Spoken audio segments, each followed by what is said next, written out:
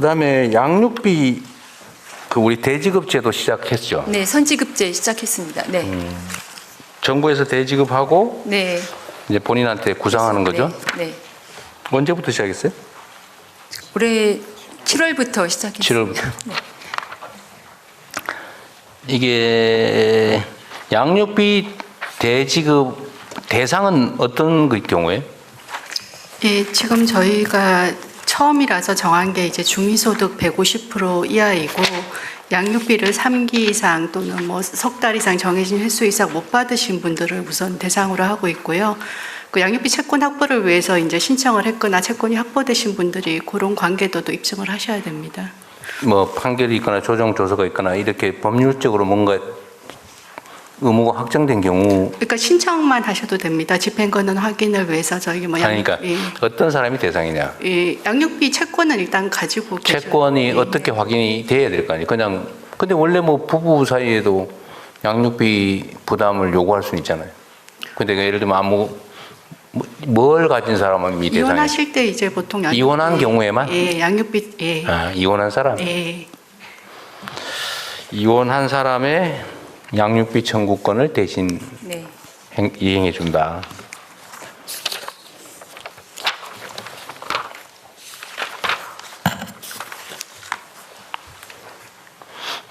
그다음에 미혼모 네. 분야도 네. 성평등 가족부의 소관이겠죠? 네, 네. 저희가 한부모 가족 지원 사업을 하고 있기 때문에 포함됩니다. 미혼모들이 뭐 다양한 이유로 미혼모가 될 텐데 네. 미혼모들이 일단은 출산을 한 다음에 양육이 그냥 보통 보면 되게 어렵잖아요. 네. 어려운 상황이죠. 거기에 대한 뭐 지원 대책이나 이런 건 있어요? 다 본인이 기본적으로 양육하는 게 원칙이에요? 네, 아닙니다. 그 경우에도 취약한 상태의 미혼모와 미혼부에게는 저희가 아동 양육 수당을 추가로 지급하고 있고요. 그 단독으로 아이 양육이 어려운 경우에는 한부모 가족 지원 시설에서 생활하시면서 아이를 양육하실 수 있습니다. 시설은 충분해요? 네. 가족실장입니다. 저희가 한부모 시설이 한 100여 곳이 있는데 출산 지원하는 곳은 23곳이라서 이제 지역적으로 조금 접근성이 떨어질 수는 있습니다. 그 매우 당황스러운 상황에 처한 경우가 많을 텐데 그럴 경우에 자기 집에서 뭐 양육을 하는 경우는 아까 양육 수당을 추가 지원하는 정도. 근데 그렇게 할 수 없는 상황일 경우는 주거 지원도 해줘야 되는데 그건 충분한가요? 예를 들면 수요를 다 충족해 줄 수 있어요? 저희가 이제 양육 지원 시설도 있고 또 임대주택을 연계해 드리는 것도 있는데요. 지역적으로 이제 한부모들은 이제 수도권 이런 데를 좀 선호하시는데 지역에 따라서는 미스매칭이 있을 수 있습니다. 주거 지원은 충분하지는 않기 때문에 LH를 통한 한부모에 대한 그 추가적인 주거 지원이 확보가 되기를 바라고 있습니다. 이게 영아 유기나 아니면 이렇게 뭐 심하게 영아 살해 그런 원인이 되기도 하는데 미혼모 또는 미혼부가 우리 일반 정서상으로는 잘 안 받아들여지는 측면이 있잖아요. 그러니까 미혼모나 미혼부들은 사실 괴로울 수 있는데 여기에 대한 뭐 예를 들면 심리적 지지, 또 지원 이런 게 좀 충분해야 되지 않을까 하는 생각이 좀 들던데요. 이게 인구 출생률하고도 좀 사실 상당히 관련이 있다는 거 아닌가요? 네, 맞습니다. 그러니까 제가 취임 이후에 그 직접 시설에 가서 만나 뵙기도 했었는데요. 저희가 오늘 업무보고를 통해서 미혼모와 미혼부 모두 용기 있게 본인의 그 자녀 그 임신과 출산을 결정하면 사회가 책임지고 함께 양육을 돕겠다라고 하는 그 말씀을 드리고 싶고 그 부분에 전 부처가 함께 도움을 주실 것으로 생각합니다. 좀 과감하게 좀 정책을 확장해야 될 것 같아요. 네, 맞습니다.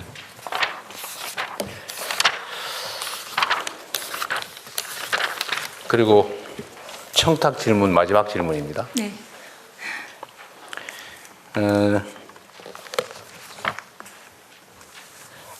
임신 중단 약물 문제 있죠. 네. 이게 지금 어떤 상태예요?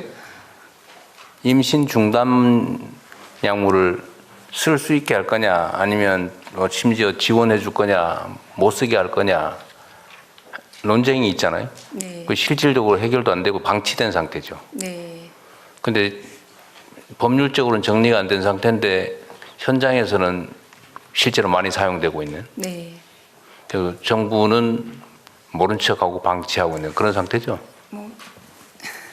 방치하고 있다기보다는 제가 취임 이후에 확인해 보니 여러 부처가 함께 이 부분을 계속 숙고하고 있는 것으로 보고 받았습니다. 숙고를 지금 몇 네. 년째 하고 있는지 모르겠어요. 굉장히 오래 하고 있어서 저도 빠른 결정이 나기를 바라고 있습니다. 성평등 가족부 입장은 뭐예요? 저희는 각적 빠른 그러니까 여성의 건강권 확보를 위해서 임신 중단 약물에 대해서 식약처에서 빠르게 그 유해성 여부를 검토하고 사용을 허용해 주기를 바라고 있습니다. 사용을 허용해야 된다. 네, 네. 그게 또 그러면 네. 어느 단계까지 네. 허용할 거냐? 네. 또 그 논란도 있죠. 맞습니다. 근데 그 부분 때문에 저희가 아직 결론을 못 내고 있습니다. 거기에 대해서 제가 보기엔 가장 가까운 그 친화적인 부처가 성평등 가족부 맞습니다. 같은데 네. 성평등 가족부라도 입장을 정리를 하고 방향을 정해서 가야 되는 거 아닌가요? 그냥 여기도 모르겠다. 네. 오늘 기다려보자 이러고 있나요? 아니 저희는 그 뒷짐지고 있지는 않고 다만 이 부분은 국무조정실을 통해서 좀 더 지속적으로 논의를 계속 해왔던 것으로 저는 알고 있는데 담당자가 좀 추가로 더 말씀을 드릴 수 있을 것 얘기해 같습니다. 보십시오. 그냥 말하기 진짜 어렵죠. 그동안 국무조정실 이제 주관으로 해서 이제 그 복지부 식약처 이제 국무조정실 끌려 들어왔어요. 네, 같이 협의를 지금 진행을 했고요. 그 내부적으로 이제 안은 이제 마련이 돼 있는데 이제 다만 좀 합의가 안 된 부분이 그 임신중지 약물에 대해서는 그러니까 헌법재판소 헌법 불합치 낙태죄에 대한 이제 불합치 결정에 대한 입법이 이제 마련돼야 되는데 이제 여성계에서는 그 입법 전이라도 약물은 먼저 도입을 해달라는 그런 좀 건의가 많습니다. 그래서 그거에 대해서 아직 좀 국무조정실이 뭐 할 얘기 있어요? 저희가 수차례 조정을 지금 하고 있고요. 그때 한번 보고도 잠깐 드렸었는데 지금 이게 이제 낙태죄하고 같이 연동이 돼 있습니다. 그래서 식약처에서는 낙태죄에 대한 그 법률적인 문제가 성결이 되어야 자기네들이 그 안전성 심사를 할 수 있다. 이런 입장이고 그 사실 낙태죄 관련해서는 그 문재인 정부 때 정부안을 이미 냈었습니다. 근데 국회에서 그걸 통과를 못 해가지고 그 법 문제가 해결이 안 되니까 이게 지금 계속 같이 정부안의 핵심이 뭐였어요?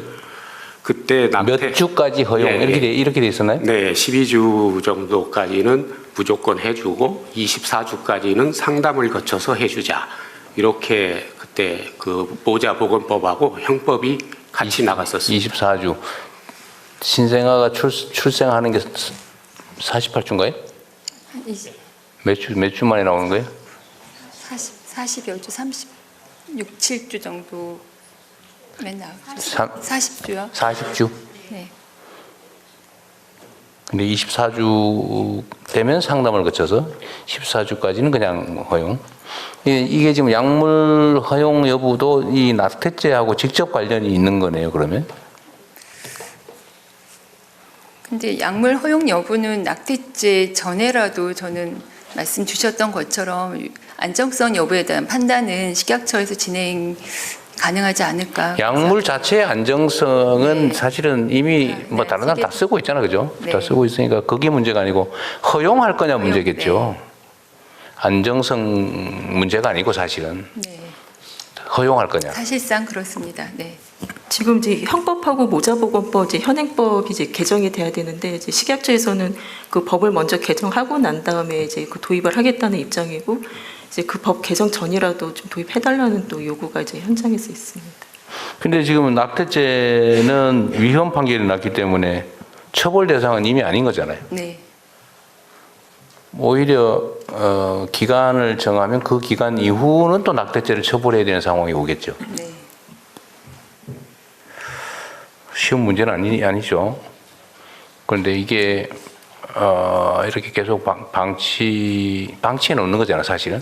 그러니까 방치는 아니고 사실 이번 저희 국민주권 정부 들어서 국무조정실 중심으로 지속적으로 굉장히 그 숙고를 하면서 논의를 이어온 것으로 알고 있습니다. 이게 지금 시중에서는 내가 보기엔 실제로 사용하고 있는데 네.